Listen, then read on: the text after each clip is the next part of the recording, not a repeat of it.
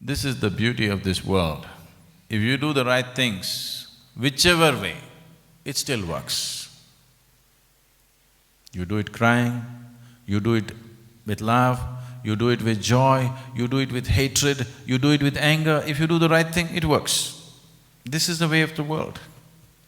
As long as you're doing the right things, it doesn't matter how you do it, it still works. There is no such thing as only if you do it lovingly it'll work. No, if you do it lovingly, it'll be beautiful for you, that's all. The process will be wonderful for you, otherwise it'll be misery, but it still works. If you go and water these mango plants with great distress, still it works, mangoes will come.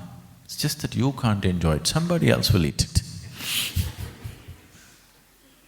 If you do it very joyfully, lovingly, the first sight of the flower, you'll notice it, maybe you will get to eat it.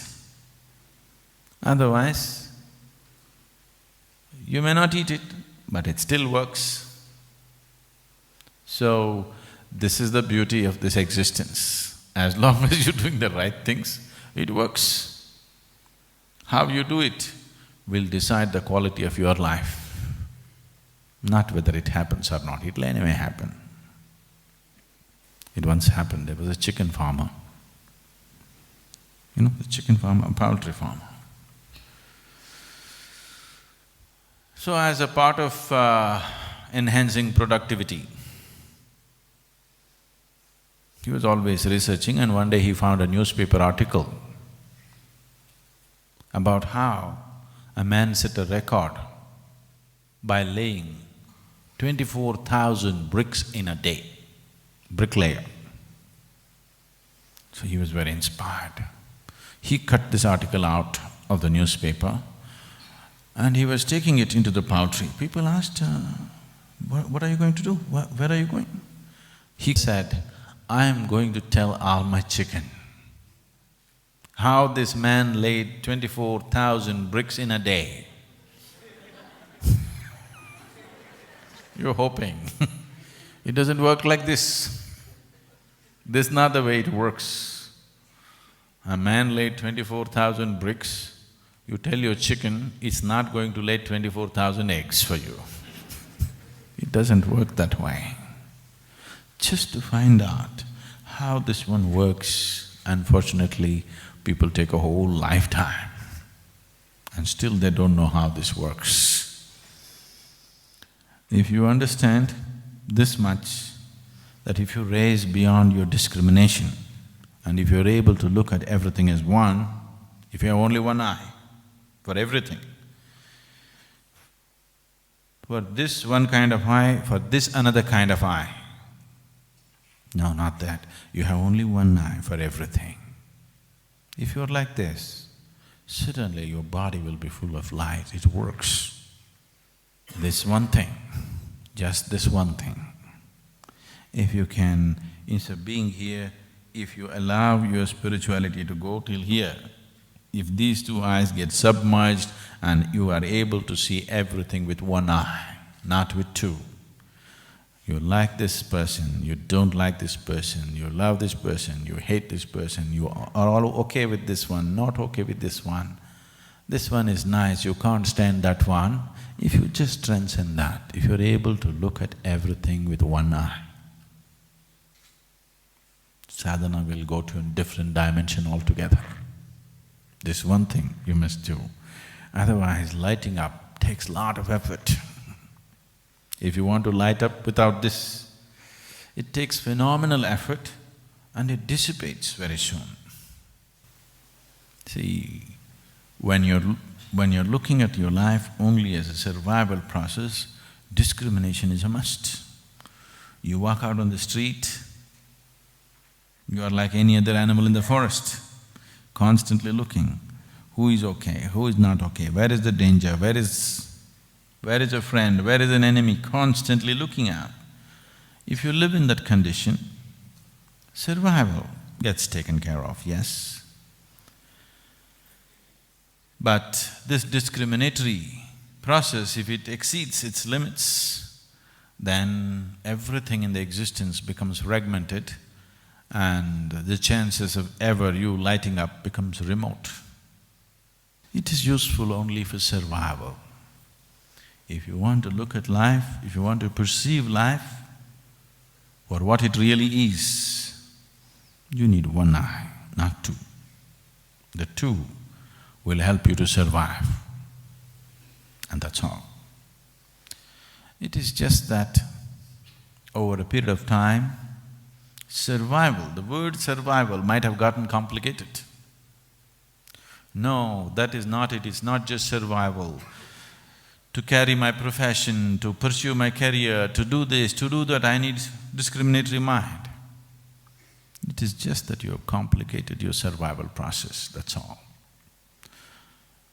What used to be just food in the stomach at one time, survival, now it has become many things. The survival process has gotten extremely complicated.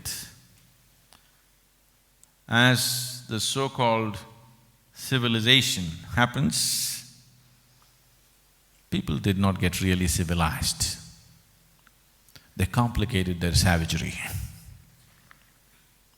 Simple savagery was you saw a man, if you didn't like him, you speared him. The simple savagery. Now it's very complex.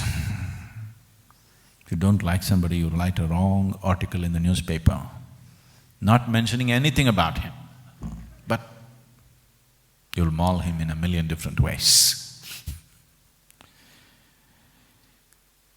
So constantly going on complicating the survival process will present you with many problems, and of course you could find solutions.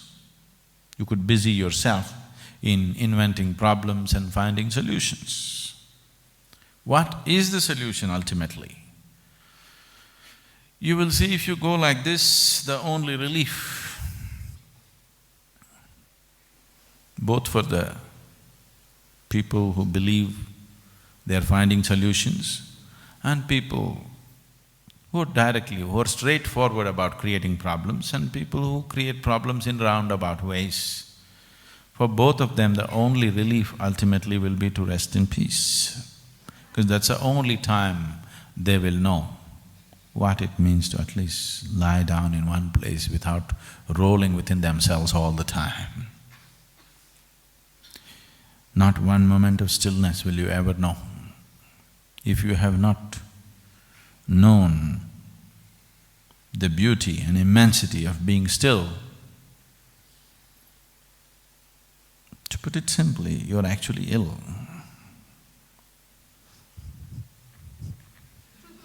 If I sit like this, naturally you will think I'm ill, isn't it?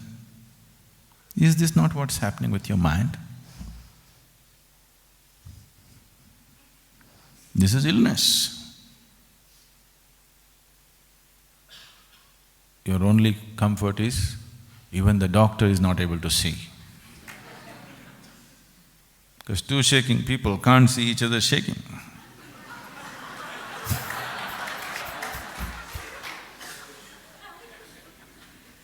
If you can't get a handle on this life, do you believe that you have any grasp of the whole cosmic scape or any other aspect of life?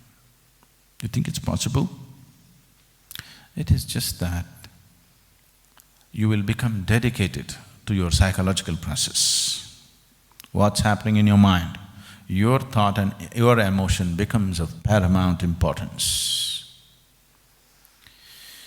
When your thought and your emotion becomes paramount importance, to put it very simply, what it means is your petty creation has taken precedence. It has become far more important than the grandeur of the Creator's creation.